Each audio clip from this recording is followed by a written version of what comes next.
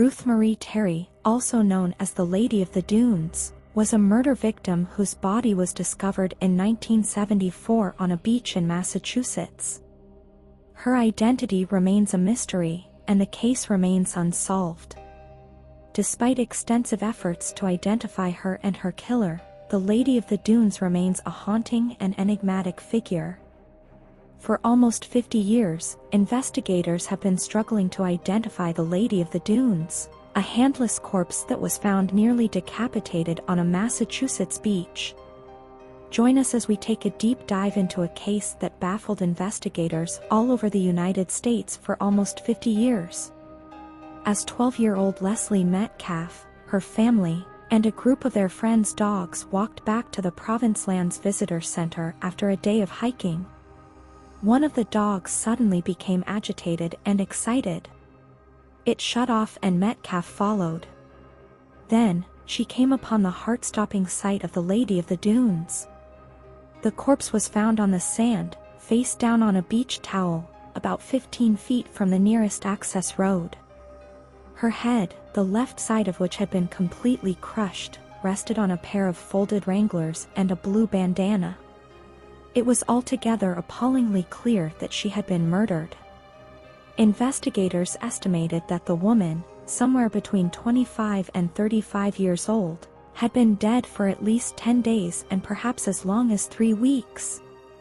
Upon closer examination, investigators determined that the head injury, caused by an object like a military entrenchment tool, had likely killed the young woman. Authorities also found that the victim had been sexually assaulted after death by some kind of wooden block.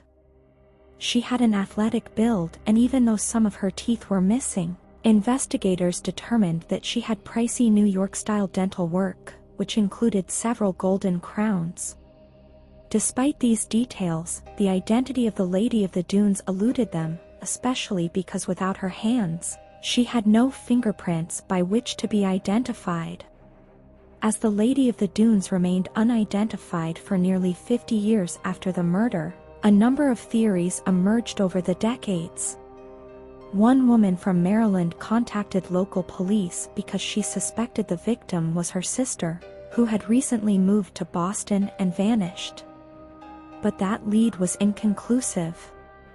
At one point, investigators suspected that the Lady of the Dunes could be Rory Jean Kessinger, a known drug dealer and bank robber. Physically, Kessinger resembled the victim, and she had escaped from the Plymouth County Correctional Facility in Massachusetts the year before the woman's body was found. But a DNA test from Kessinger's mother did not match the unidentified woman. But one of the oddest theories about the Lady of the Dunes cropped up in 2015. The son of Stephen King, author Joe Hill, speculated that she was actually an extra in the 1975 hit film Jaws. Hill noticed that a woman captured in the background of one of the film's scenes matched the victim's description. She also appeared to be wearing a pair of jeans and a blue bandana, 2 items that were found at the crime scene. It was a wild theory, but not a totally implausible one. Jaws was filmed in Martha's Vineyard, only a few hours away from Provincetown. But Jaws producers had not recorded the names of any extras.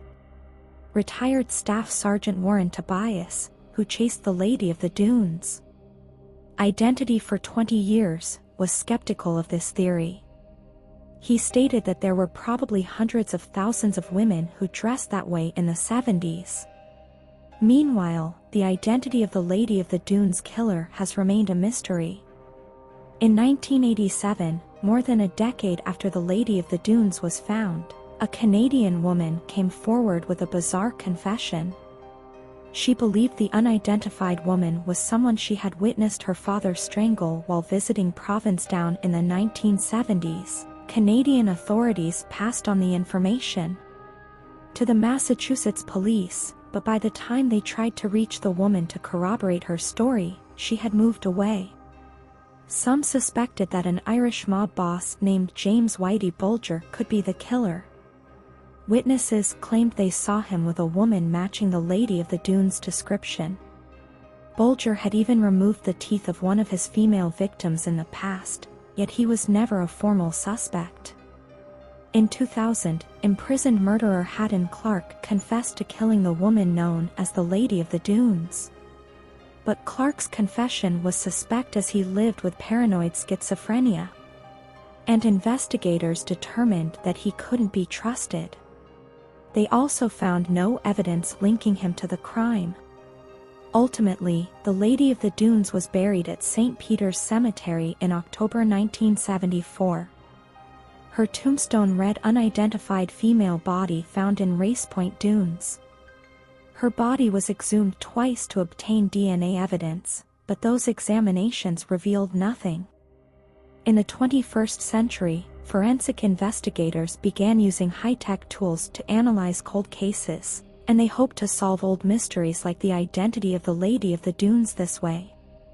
The face of the Lady of the Dunes has been reconstructed multiple times. The first reconstruction was a clay model, while other sketches of the mysterious woman's face were made in later years as technology advanced. In 2006, age regression drawings of the woman were made. In 2010, the police chief of Provincetown Jaron worked with forensics analysts from the National Center for Missing and Exploited Children and the Smithsonian's National Museum of History to re-examine the case of the Lady of the Dunes. By placing the victim's skull in a CT scanner, the team was able to build a possible image of her face. In 2019, investigators announced that they sought to re-examine the case using new techniques of combining DNA analysis with genealogical family tree-building sites. This method was famously used to identify the Golden State Killer in California, decades after his murder sprees. And, finally, in 2022, this new analysis paid off. On October 31st, authorities announced that they had used DNA analysis to identify the Lady of the Dunes as a 37-year-old from Tennessee, named Ruth Marie Terry. But while her name is known, that of the killer is not. In the words of the FBI's special agent on the case, Joseph Bonavolanta, while we have identified Ruth as the victim of this horrific murder, it does not ease the pain for her family, and nothing can.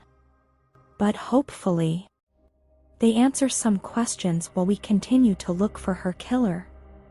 If you like this type of video, please like, comment, and subscribe. Thanks for watching. See you next time.